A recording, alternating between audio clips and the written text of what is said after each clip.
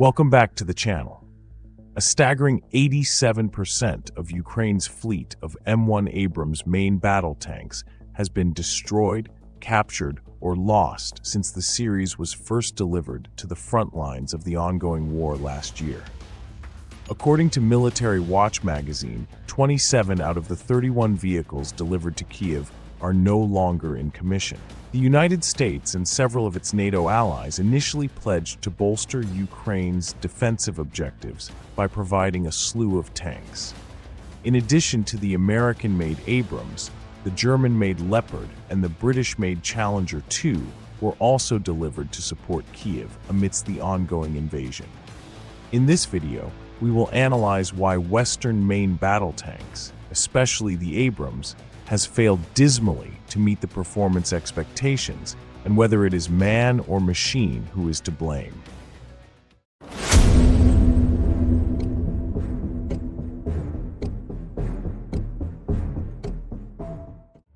Although the Abrams MBT series is widely considered to be one of the most sophisticated and reliable armored vehicles in service today, the platform has struggled in Ukraine. A host of issues, ranging from Ukraine's lack of air and artillery support and lack of technical and mechanical expertise to manpower and equipment shortfalls, have contributed to the Abrams' ineffectiveness on the front lines. Designed by General Dynamics Land Systems, formerly known as Chrysler Defense, the third-generation tank exemplifies survivability, lethality, and combat effectiveness. The Abrams family of MBTs was conceptualized during the Cold War as the Soviets' armored vehicle potential was advancing. Initially, the U.S. Army worked alongside Western Germany to field a joint tank series that could replace the M60 and Leopard 1, respectively. Although this endeavor was nixed eventually due to design disagreements and budgetary shortfalls, an offshoot program by the U.S. would culminate in the Abrams platform.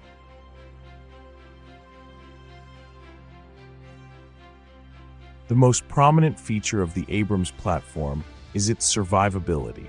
The Chobham armor incorporated into the tank's exterior is incredibly thick and performs particularly well against heat rounds and other shaped charges.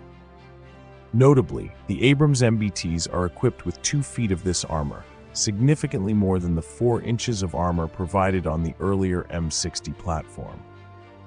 Over the years, the Abrams has seen some serious upgrades too.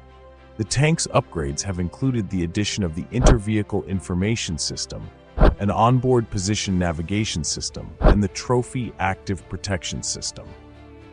This impressive defense system protects the MBTs from a range of projectiles, including anti-tank guided missiles, anti-tank rockets, and high-explosive anti-tank rounds. Significantly, this homegrown system improves the Abrams' ability to target enemy tanks, and therefore increases the crew's survivability. Despite the Abrams' capabilities, however, the older M1 models delivered to Ukraine have struggled to survive against Russia's more advanced arsenal of anti-tank weaponry.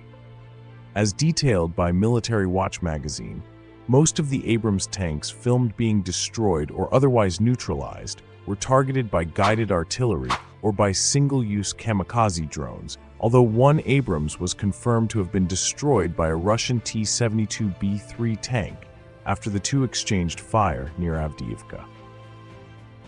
Since lethal UAVs are cheaper and more accessible than projectile alternatives, Moscow will likely lean on its drone reserves to continue targeting Ukraine's MBT fleets. The war in Ukraine has redefined armored warfare. It's not tank versus tank, it's tank versus everything. From cheap Chinese-made FPV drones dropping bomblets with surgical precision to loitering munitions like lancets tracking heat signatures, the Abrams is being hunted in ways it was never designed to survive. Russia's layered surveillance, drone coordination, and artillery networks mean that the moment a tank exposes itself, it becomes a glowing target. Even the mighty Abrams, with its armor and tech, can't hide from the digital eyes in the sky.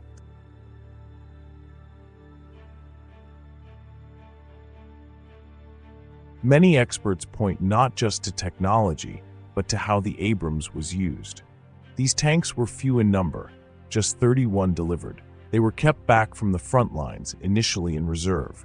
When they did enter combat, it was in static trench warfare, not the fast, maneuver-based operations the Abrams excels at. Ukrainian crews, despite being trained by NATO advisors, had limited experience. Maintenance was a nightmare. The gas turbine engine demanded special fuel logistics and constant servicing, hard to manage on muddy, drone-infested battlefields. And without full air superiority or combined arms coordination, tanks were left vulnerable and exposed. The Abrams wasn't designed to fight alone.